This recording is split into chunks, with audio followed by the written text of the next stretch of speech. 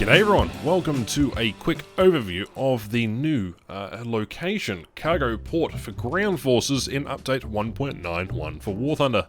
Today we're just taking a little bit of a look at some of the more interesting parts. As you can see here, it is a vast urban sprawl, and there is certainly a lot of cityscapes as well as a docking area and these massive sort of ultra skyscrapers. The rest of the exterior of the map is just a regular map that you'd come to expect. However, there is an airport on this one. There's a runway over here, which just looks like a very outdated airfield. There's another city centre, and then right beside it over here, we can get the camera around quick enough. There is an actual aviation area and an actual aviation hub. Now, sadly, you can't come and crawl all over this just yet. Do apologise for the flicking going on at the moment. But it is quite interesting to come have a look at. I believe these are the first sort of civilian airliners that we have in WarThunder. I believe these look like the early DCs. S-Cargo Airlines. That is a play on words if I've ever seen any. My goodness me, just look at that. Absolutely hilarious. S-Cargo, that's in reference to snail, so snail cargo.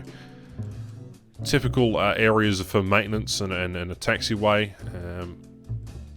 And obviously there is a runway on the side. Interesting spot for a runway, that's for sure. As well as, you'd think it would be running straight down the middle. Probably does run straight down the middle because there are landing arrows down there. Then beside it, it's got this massive sort of double lane highway. Now the map you actually play on is not actually that. Regardless, you come down here and there are two spawns, and the caps are generally centered around the middle of the map. This map's going to be a very laneway kind of approach. You sort of start somewhere down here, or at least I started somewhere down here. If I can't remember, I think I started down here. It was near an underpass anyway. But as you can see, there's plenty of things to sort of go and have a look at. It's very, very, very fascinating as we sort of just fly around this corner here.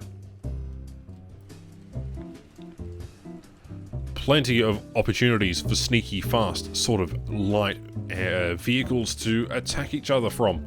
So you can see here the AIs are going at it just in front of the capture zones. There is a cargo area where all the containers load up into the container ships. That's also a bit fascinating, and you can come and have a look at this. I actually wonder, could you possibly get on this ship somehow? There has to be a way. So I think that would be kind of interesting in itself. Massive cargo loading cranes and obviously all the docking facilities with the forklifts. I do believe that a couple of these actually do move around in the background, but in terms of like static, it's a very nice, well-designed map. The real concern is that the fact that the map is rather small, and if you're in a lightly armed vehicle, something that is quick and mobile and can get to positions on flanking maneuvers, then it might necessarily be quite easy to enter someone's spawn.